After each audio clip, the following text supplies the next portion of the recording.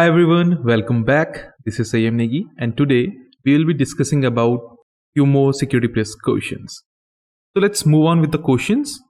The very first question is, guys, which of the following encryption algorithm require one encryption key? And say select two. Select two as in we have to choose two answers here among the options which will be listed. And moving on to focus on the question, guys, we have to look the key point here. Key point is it says one encryption key. Okay, so if we talk about algorithms, we have symmetric algorithm, we have asymmetric algorithm, right? We have hashing algorithm as well, we have key stretching algorithm as well. So if we talk about symmetric algo, they use one encryption key, right? And if we talk about asymmetric algorithm, it uses two encryption key, one public, one private. If we talk about hashing algo, they are just to calculate the hashes, right? Like MD5 is there. Then if you talk about key stretching algo, that's another part of the story, which is used to insert a random set of characters to increase the size of the password hash. So let's move on and check the options. So the very first option, which is A, DES, B, MD5, C, bcrypt, D, RC4, and E, DSA. So we have to look for one encryption key, which is your symmetric one. So here the symmetric one are DES and RC4. MD5 here is the hash, bcrypt is for your key stretching algorithm, and DSA is your asymmetric one, which means it has two encryption keys. So which left us with DES and RC4. So if we look at the answers, the answer is DES and RC4. Moving on to the question number 2, it says a company network is currently under attack. Although security controls are in place to stop the attack, the security administrator needs more information about the types of attack being used. This says which of the following network types would best help the administrator gather this information. So if we focus here, it says security controls are in place to stop the attack, which means security administrator is aware of these things, right? Everything is under control, but still he wants to gather more information. He wants to see what all heights an attack can goes to, okay, and what all techniques and tools are being used by an attacker to make this attack. So in short, the security administrator is doing what? He is trying to gather more and more information regarding the attacks, and behind it he knows everything is under control. Maybe it can be, the fake server or something like that, but still everything is under control and he knows about all the defense mechanisms to stop that attack. Okay, but he needs to know at what heights these attacks can go, like what all damage can it do. Okay, so if you look for the options here, the very first option says DMZ, second says guest network, another one says ad hoc, and the last one says honeynet. So if we talk about DMZ, guys, DMZ, it contains and exposes an organization's external facing services to an untrusted network. And if you talk about untrusted network, it can be your internet. So DMZ, these are the best place for your public information. That way, customers, potential customers and outsiders, they can obtain the information that they need about your company without accessing any internal network. If we talk about guest network, they are what? They lets you remain isolated and keeps your network safe. If you talk about on the Wi-Fi router, a separate access point commonly referred, as SSID, it is dedicated to a guest network. This is specially used for guests to connect.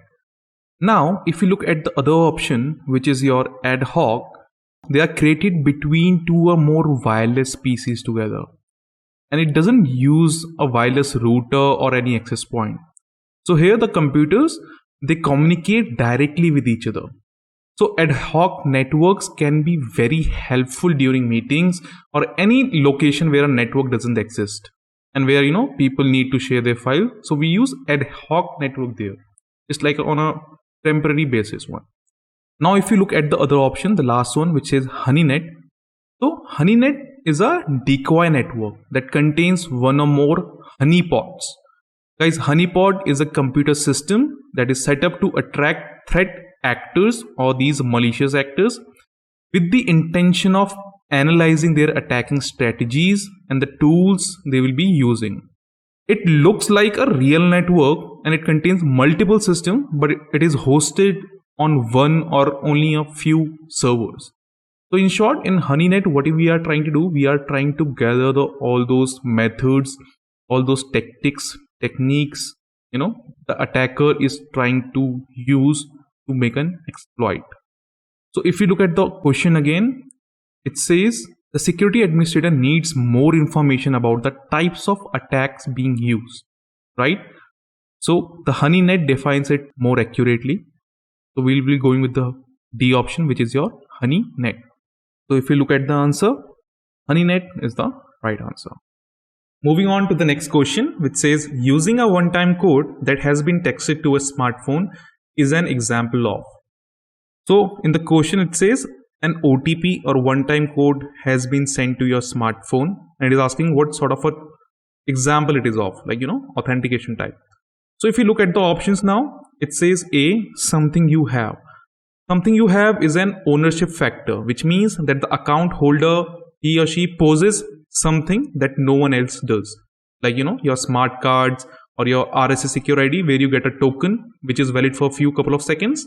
That's your something you have. Then if you talk about B, something you are, it's a biometric factor. It is an information that is in you. It's a characteristics that only you and no one else has it. Okay. And if you move on to the C, which says something you know. Something you know is like, like a username or a password or a pattern or a pin, which you know, correct? That's a something you know. And if we talk about something you do is the type of authentication which provides identities by observing actions like the way you walk, right? So looking at the options, we'll be opting for something you have because we got an OTP, correct? So if we check the answer, it says something you have. Proceeding with the next question, which says the president of a company that specializes in military contracts receives a request for an interview. During the interview, the reporter seems more interested in discussing the president's family life and personal history than the details of a recent company success. Which of the following security concern is this most likely an example of? So here, president of a company, right, who has specialized in military contracts, he was asked for an interview, and during that interview, the reporter, what he was doing, he was asking some personal questions, you can say. The ones which will be giving you a more personal detailed information regarding his history, his family life, and so on. The questions were not directed towards company success, right? It was more focused on that person and his personal life. In the question, he's asking which of the following security concern is the most likely an example of. So let's look at the options now. The very first option says insider threat. Insider threat, guys, is a threat from an inside a company or inside an organization. So we can just cancel this option out. That's no way relative. Option B says social engineering. Social engineering is a manipulation technique to gain private information or any valuable information which can help to do an exploit or to take an advantage of. Okay. So these attacks can happen online or one-to-one interaction or via any other interactions as well. C option is passive reconnaissance. Passive reconnaissance is the process of information gathering, but it is on a passive way. Like, you don't have to go face to face for that. You are doing it like via Google or social media platforms. That's passive reconnaissance. The last option is phishing. Phishing is a very common term, right? You get an email and those sort of malicious link in it. That's a phishing. Yeah, phishing is a part of social engineering attack. Okay. But social engineering itself is a huge word in itself, and it causes plenty of more techniques. So one-on-one interaction is also one of them. So moreover, as we discussed, social engineering, what we do here, we gather private and valuable information, right? So going with the question, it is the most relatable answer here. Okay. So if you go check an answer, it's social engineering. Now, if we look at the very last question, which says, which of the following serves to warn users against downloading and installing pirated software on company devices? Correct. So it is asking which of the agreements will be used to avoid this sort of a situation.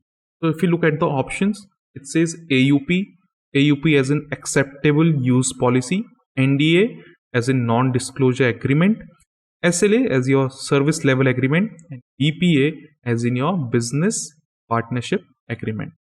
So if we talk about NDA first, NDA, it's a non-disclosure agreement. It is an agreement which outlines the boundaries of company secret material and disclosure of that information to any unauthorized party, right? So this agreement is used between companies and employees, between companies and contractors, and between two companies, you can say.